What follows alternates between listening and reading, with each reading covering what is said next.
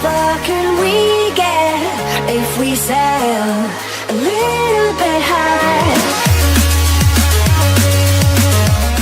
The Mormon Church appointed a 93-year-old former heart surgeon Tuesday as its new president, following a long-standing succession plan that aims to keep the faith on course with a minimum of upheaval. Russell M. Nelson's remarks about LGBT issues and the role of women in the faith to reporters after he was officially chosen to become the 17th president of The Church of Jesus Christ of Latter-day Saints reaffirmed an expectation that he will make few changes as he upholds traditional church teachings.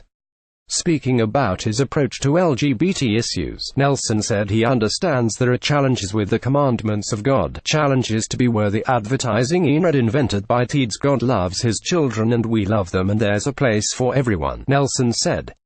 Regardless of his challenges, the church at times has expressed empathy and told members to be welcoming to LGBT people while also strictly defending opposition to same-sex marriage and all homosexual relationships.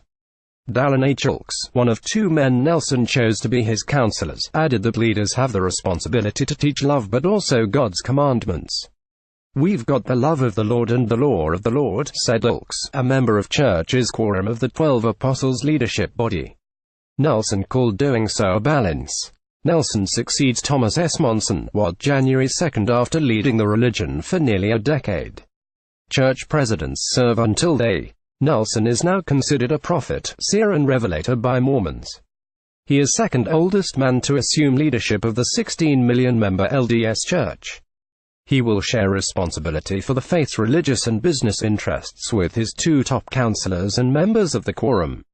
The church faces some pressure to diversify leadership to add women, non-whites and people from countries outside the United States. All the quorum members are white and were born in the U.S., except for Dieter F. Uchtdorf, who was born in Czechoslovakia and is a naturalized U.S. citizen.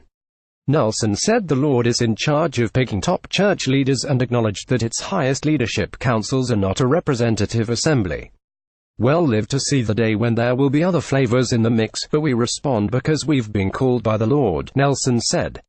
Nelson did not mention changing any roles for women, but said that we need their voices, we need their input and we love the participation. That echoed sentiments he made during a October 2015 speech that came during a period of intense discussion about the role of women. Tuesday's announcement came 2 days after Nelson was anointed during a private meeting of the Salt Lake City Temple, but church tradition it makes the longest-tenured member of the quorum the new president. Nelson's selection of Oaks, 85, and Henry B. Eyring, 84, as his counselors means Uchtdorf, 77, goes back to being a regular member of the quorum after he served as one of Monson's counselors.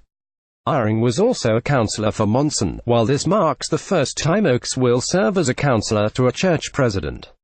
Oaks is the next longest-tenured member of the quorum, making him next in line to become the next president. Nelson fits the common profile of his generation of church leaders as someone who was successful in the private sector before leaving behind his career to help guide the faith. Born in Salt Lake City in 1924, Nelson converted to Mormonism at the age of 16. He was a doctor by 22.